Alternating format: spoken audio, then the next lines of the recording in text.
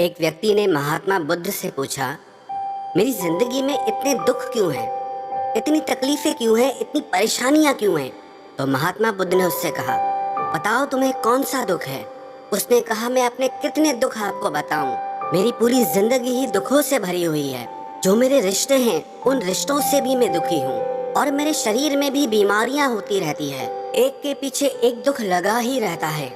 तो उस व्यक्ति ने कहा, ना मैं अपने रिश्तों से खुश हूँ, ना अपने परिवार से खुश हूँ, ना अपने मन से खुश हूँ और ना ही अपनी जिंदगी से खुश हूँ। लगता है ऐसी जिंदगी से अच्छा है कि मैं मर जाऊं, कोई मतलब ही नहीं जीने का। तो महात्मा बुद्ध ने उस व्यक्ति से पूछा कि बताओ कि तुम्हारे इन सारे दुखों का क्या कारण है? तो वो व्यक्ति महात्मा बुद्ध से कहने लगा कि मैं आपके पास इसीलिए तो आया हूँ कि आप बताओ मेरी जिंदगी में इतने दुख क्यों हैं? इन सब का क्या कारण है? महात्मा बुद्ध ने उस व्यक्ति से कहा, जरा गहराई से सोचो, विचार करो, देखो कहाँ है तुम्हारा दुख, क्या कारण हो सकता है तुम्हारे दुख का। उस व्यक्ति ने बहुत सोचा, पर जब उसे कुछ समझ नहीं आया तो बुद्ध ने उसे उत्तर दिया कि तेरे सारे दुखों का कारण तू ही है। तेरे मन की आसक्ति है, तेरे मन का मोह है। बुद्धा का एक प्रसिद्ध कोट है जो आपने भी सुना होगा, the root of suffering is attachment. आपके सारे दुखों का कारण आपका मोह है, आपके मन का अटैचमेंट है, आसक्ति है।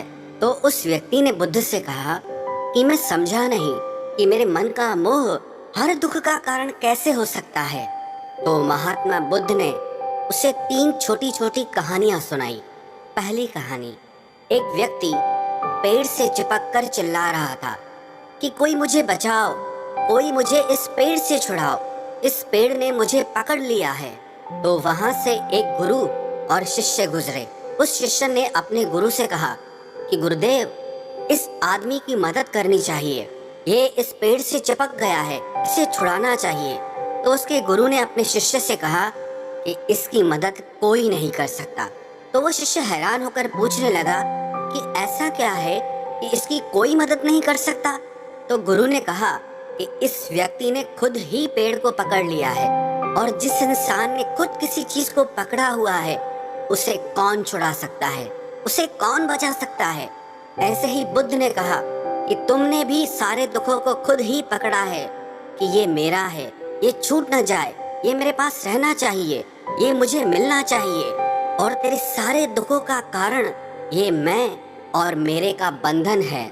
फिर बुद्ध ने उसे दूसरी कहानी सुनाई कि जैसे एक मकड़ी वो खुद ही जाला बुनती है और जाला बुनते बुनते एक दिन ऐसा आता है कि वो उस जाले में खुद ही फंस जाती है।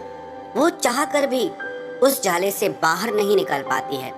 ऐसे ही तूने भी अपनी जिंदगी में कितने ही रिश्ते बनाए हैं, कितनों से मोह लगाया है, कितनों को अपना माना है और उनमें मोह रखने के कारण आज वो तुझे दुख दे रहे हैं। सारी दुनिया में कुछ भी होता रहे, हमें दुख सुख नहीं होता है।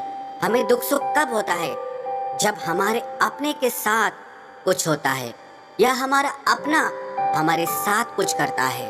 फिर महात्मा बुद्ध ने उसे तीसरी कहानी सुनाई कि शहद से भरे एक पात्र में एक उड़ती हुई मक्खी घुस जाती है। उस शहद के मीठे रस में उसे बहुत आनंद आता है, वो बहुत प्रसन्न होती रहती है और अगर वो चाहे तो थोड़ा सा शहद का रस लेकर के वहां से उड़ सकती है।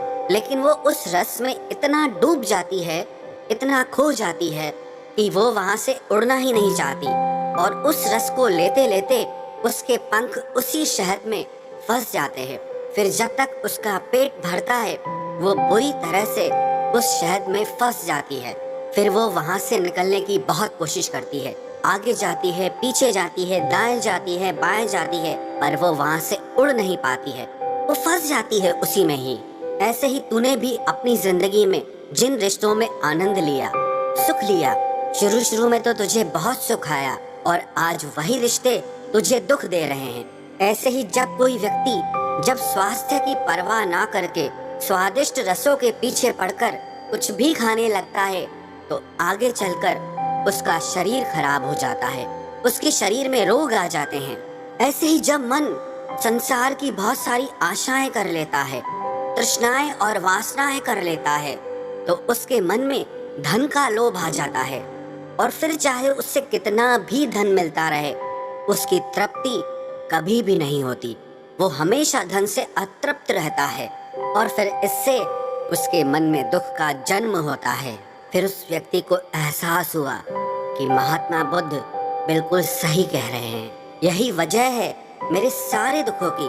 मेरे सारे दुख मेरी ही वजह से पैदा हुए हैं, मेरे ही मन के मोह से, अटैचमेंट से पैदा हुए हैं। फिर उसने महात्मा बुद्ध से दूसरा प्रश्न किया कि आपने मुझे कारण तो बता दिया, अब मुझे इसका उपाय भी बताइए। महात्मा बुद्ध ने कहा, अगर तुम सारे दुखों से पार होना चाहते हो तो अपने मन को मोह और वासनाओं से ऊपर उठाकर प्रेम और संतोष से भर दो, क्योंकि जिसके हृदय में प्रेम और संतोष का दिया जल गया, उसके मन से मोह और वासनाओं से जन्मे हुए दुख का सारा अंधकार ही दूर हो जाता है।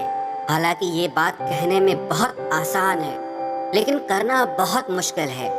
लेकिन जो भी व्यक्ति महात्मा बुद्ध के इस उपदेश को समझ गया ना, वो सारे दुखों से पार हो जाएगा। यही कहानी हमारे भी जीवन की है। हम खुद ही रिश्ते जोड़ते हैं और बाद में खुद ही रोते रहते हैं। हम खुद ही प्रेम बढ़ाते हैं और बाद में खुद ही दुख पाते हैं। हम जिनके पीछे मेरा मेरा करके मरते रहते हैं, आखिर में वही लोग हमें सबसे ज्यादा दुख पहुंचाते हैं, हमारा दिल दुखाते हैं। जिनकी खुशी के लिए हम कुछ भी करने को तैयार हो जाते हैं, जिनकी खुशी के लिए हम अपनी सारी जिंदगी कुर्बान कर देते हैं, आखिर में वही हमारे जीवन में दुखों का अंधकार भर देते हैं।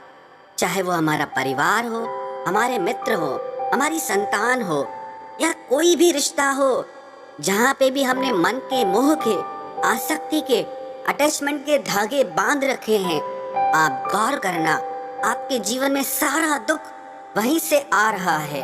तो जो उपाय महात्मा बुद्ध ने उस व्यक्ति से कहा कि मोह और वासनाओं को त्याग करके अपने हृदय में प्रेम और संतोष को भर दो, इस छोटे से उपदेश को अगर हम भी अपनी जिंदगी में उतार लें तो विश्वास रखना, हम जिंदगी के सारे दुखों से अवश्य पार हो जाएंगे।